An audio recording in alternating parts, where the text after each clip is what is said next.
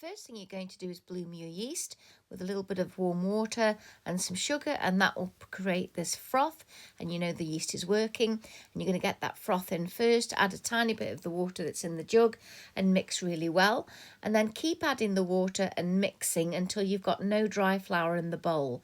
It's very important that you don't add all the water at once, otherwise you'll end up with porridge. But also you don't want a very dry dough. It's got to be a nice moist dough with the right level of hydration.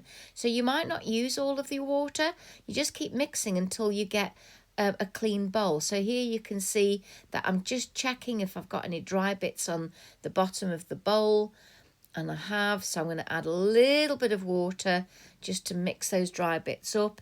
And then I've got the right hydration, something that's going to be sticky in the hands but not sticky on the table, and that's just about right. So I've got water left over, you can see I haven't used it all. I clear off the wooden spoon and get a nice clean table, turn the dough out into it, and then get rid of the jug and the bowl so I've got room to work. Then I'm going to knead it on the table with my fingers tucked in and use the heel of my hand. And if it is a little bit sticky on the table, I'm just going to add a little bit of flour, but not too much.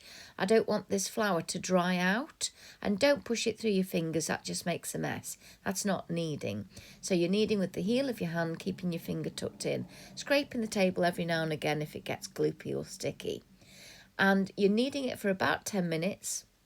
And if it gets sticky, add a teeny bit more flour, but don't add too much because a dry dough will make a terrible bread.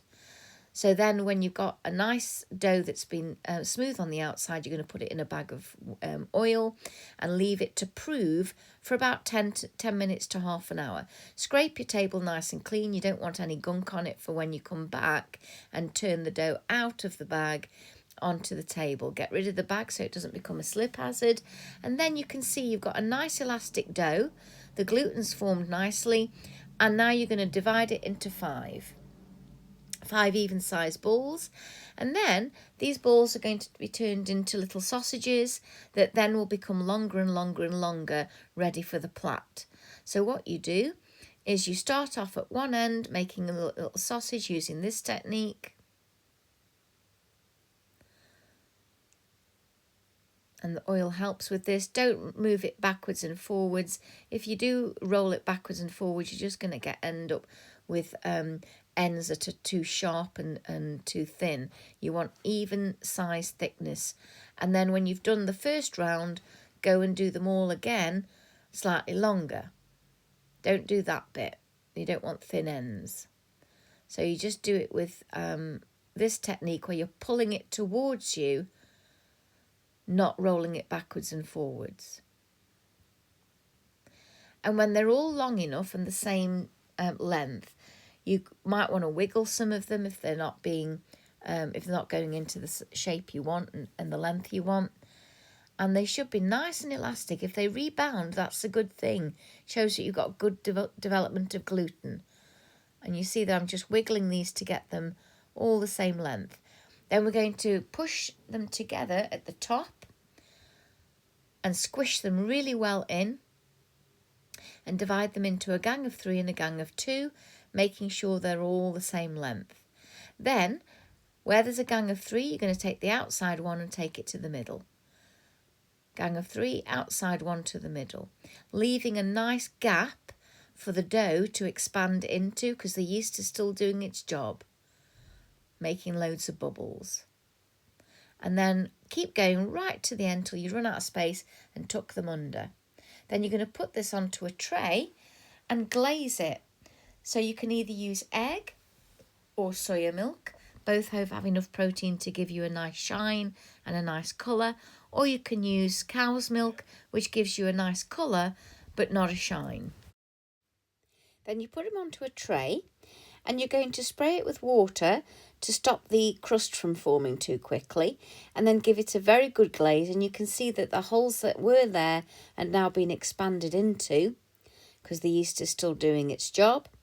Nice bit of glaze on the top to make it go golden brown, otherwise it'll just be pale and uninteresting. And then put it into a hot preheated oven until it goes dark golden brown. Now you've done quite a lot with the glutenin, then the gliadin, you've developed gluten, you've kneaded, you've proved, you've shaped. Now you're going to retard the crust. What you want to make sure is that the crust stays quite wet, so you're going to spray into the oven so that the crust doesn't form too quickly, because otherwise that would lock the rise in the centre and you'd end up with a doughy centre.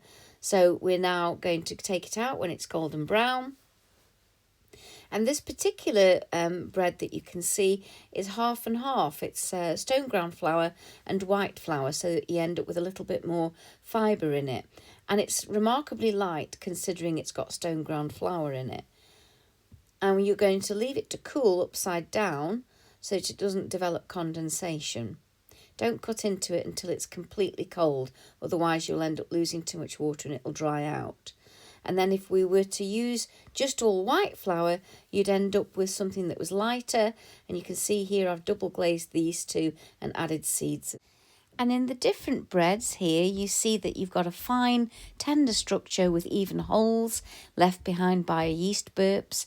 And then in some bread, you've got uneven holes, but each hole has been hugged by gluten that has been set in the oven, giving you different textures.